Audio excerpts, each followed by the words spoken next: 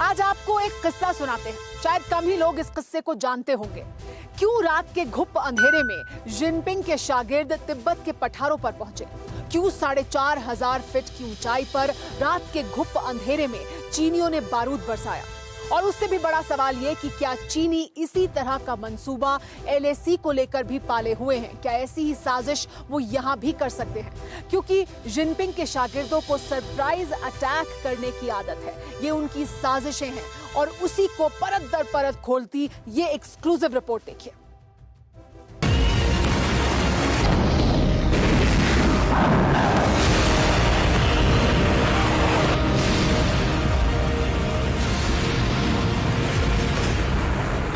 बार बार लगातार तिब्बत के पठारों में चीन का तमाशा जारी है।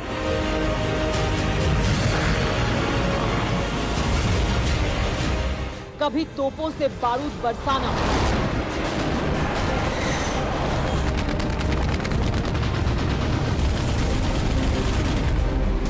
कभी टैंकों से गोले दागना तो कभी लड़ाकू विमान उड़ाकर अपनी बौखलाहट दिखलाना।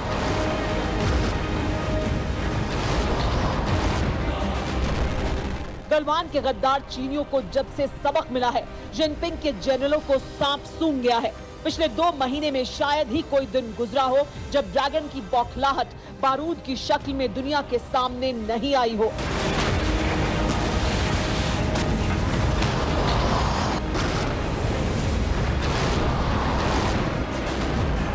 अगर इसी तरह से चीनी तमाशा दिखाते रहे तो इतना तय है कि जंग का आगाज होने तक जिनपिंग के कायर जनरल खाली हाथ हो चुके होंगे।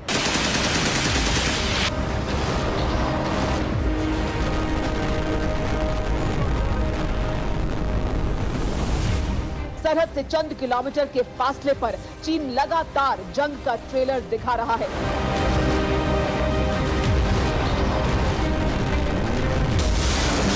लेकिन एलएसी पर एक तनाव भरी खामोशी है, लिहाजा सवाल लाजमी है, एलएसी पर चीन की खामोशी बड़ी साजिश का इशारा है।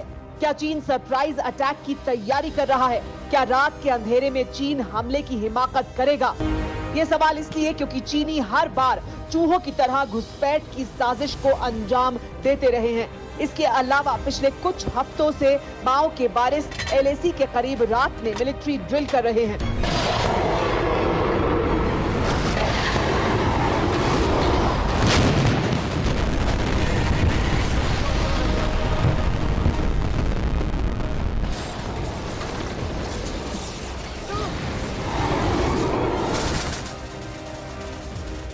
1962 से लेकर 1967 तक, लद्दाख से लेकर डोकलाम तक चीन ने जब भी भारत पर हमला किया, रात के अंधेरे में खामोशी के साथ किया।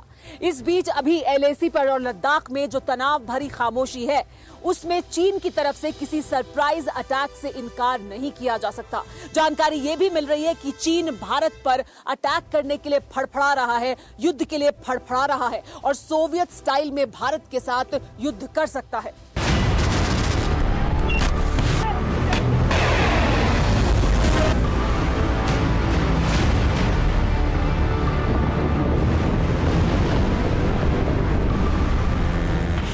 कोर कमांडर्स की मीटिंग के बाद चीन भले ही फ्रंट लाइन पर और सैनिक न भेजने पर सहमत हो गया हो, लेकिन अभी भी 50,000 से ज्यादा चीनी सैनिक एलएसी से लेकर अक्साई चिन तक के बेस में मौजूद हैं।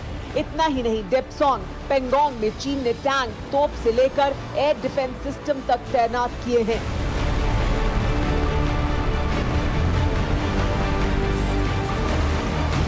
चाइनीज मार्शल जिनपिंग ने 40 दिन की वॉर टाइमलाइन तय की है।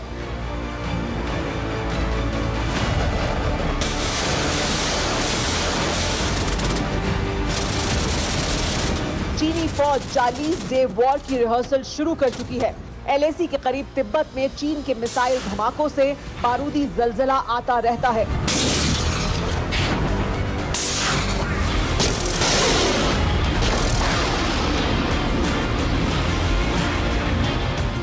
ड्रैगन की रॉकेट फोर्स ने रॉकेट बरसाने के लिए इस बार मल्टी मिसाइल लॉन्चर का इस्तेमाल किया, लेकिन हमारी तैयारी चीनियों से कई गुना ज्यादा है। जानकारों के मुताबिक जंग के हालात में 10 दिन में चीन की शिकस्त तय है। अगर दुनिया का दखल होता है तो जंग ज्यादा से ज्यादा 40 दिन तक चल सकती है। साथ ही अगर जंग में पारंपरिक बमों का इस्तेमाल होता है तो 60 दिन से ज्यादा जंग लड़ने की चीन की हैसियत नहीं है। रक्षा विशेषज्ञों का मानना है कि चीन जैसा देश हमेशा सरप्राइज अटैक से ही दुश्मन पर हावी होने की कोशिश करता है। सवाल यह है कि क्या 6 दशक बाद भी माओ के वारिसों की नीयत वैसी ही है? आने वाले वक्त में अगर लड़ाई छिड़ जाती है, मुझे लगता नहीं है कि 10 या 12 दिन से ज़्यादा ये लड़ाई चलेगी, क्योंकि इंटरनेशनल प्रेशर इतना आ जाएगा चीन के ऊपर लड़ाई को रोकने के लिए। और हमारी ये फौज के पास इतना असला है और इतना कैपेबिलिटी है कि वो 45 दिन तक बड़े आराम से ये लड़ाई को अंजाम दे सकते हैं।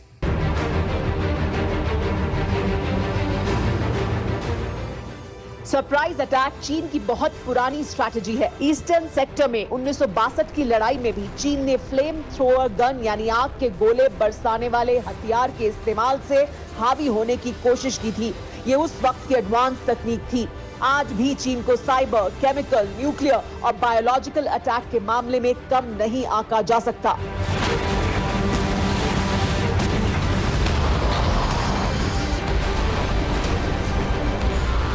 दुश्मन को कम कर कर भी आंका नहीं जाना चाहिए। इसी वजह से हमारी तैयारी अभूतपूर्व है। चीन भले ही 1962 के जमाने में जी रहा हो, लेकिन हमारी तैयारी 62 गुना ज्यादा है। भारत की ताकत अब 62 गुना ज्यादा हो चुकी है। ऐसे में एक सवाल जरूर उठ रहा है कि क्या चीन भारत के एयरबेस पर मिसाइल हमले की हिमाकत कर सकता है?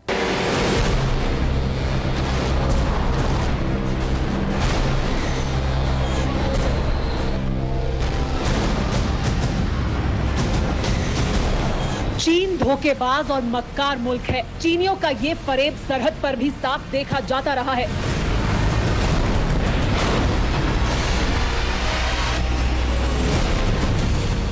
ऐसे में किसी भी संभावना से इनकार नहीं किया जा सकता। अक्साई चिन में चीन ने 13 एयरबेस एक्टिव किए हैं, लेकिन सबसे ज्यादा हलचल 7 एयरबेस पर है। इनमें Hotan, Kashgar, Gunsa, Hoping, Koka, Yong, Linzhi और पंगट एयरबेस पर हमारे देश की खुफिया एजेंसियों ने नजर रखी हुई है, क्योंकि ड्रैगन के इन्हीं ठिकानों पर माओ की संतानों की सबसे ज्यादा चहलकदमी देखी जा रही है।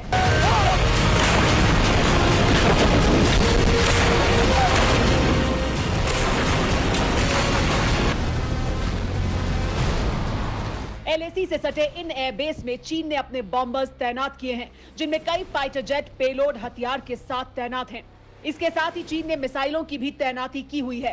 लेकिन अगर हमारे एयरबेस को निशाना बनाने की कोशिश भी करता है, तब भी चीनियों की शिकस्त तय है। जानकारों के मुताबिक किसी एयरफील्ड को 24 घंटे तक नॉन ऑपरेशनल रखने के लिए चीन को 220 बैलिस्टिक मिसाइलों की जरूरत पड़ेगी। 3 एयरबेस के लिए इसको 3 गुना यानी 660 मिसाइलों की जरूरत होगी। चीन के पास 1000 के करीब मीडियम और शॉर्ट रेंज की बैलिस्टिक मिसाइलें हैं। इस हिसाब से चीन ज्यादा से ज्यादा 3 एयरफील्ड को 3 दिन तक इंगेज रख सकता है।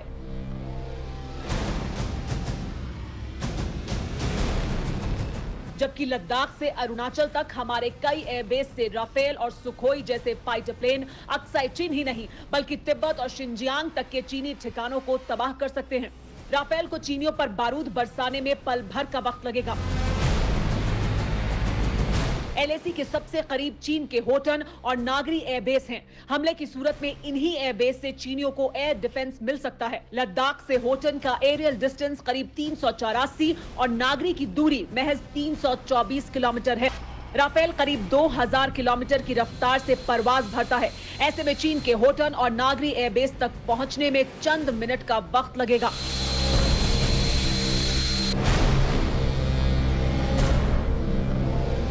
जैसे ही उनके जहाज उड़ेंगे, हमारी एयरफोर्स तैयार रहेगी उनका स्वागत के लिए और उनको वापस नहीं जाने देंगे जहाजों को, जो भी आएगा यहाँ पर। इस प्रकार आकर हमला करने की कोशिश करेगा। इस प्रकार की आज ताकत हमारे पास है, एयर टू एयर मिसाइल है हमारे पास, एयर टू ग्राउंड मिसाइल है, ताकि इससे पहले वो उड़े या किसी प्रकार की सरप्राइज देने की कोशिश करें, उनको वहीं बर्बाद किया जाए।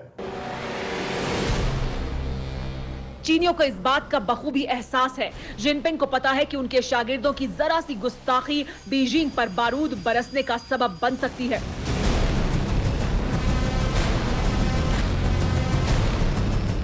वहीं हमारे शूरवीरों के हाथों बार बार मार खा रहे चमगादड़खोर चीनियों से कायर चीनी जनरलों को तानाशाह का गुस्सा डरा रहा है। ऐसे में जिनपिंग के सामने मुंह दिखाने के लिए चीनी रात के अंधेरे में किसी तरह की साजिश कर सकते हैं, लेकिन अगर चीनी सरप्राइज अटैक के बारे में सोचते भी हैं तो यकीन मानिए चीन का इतिहास ही नहीं भूगोल बदलना भी तय है।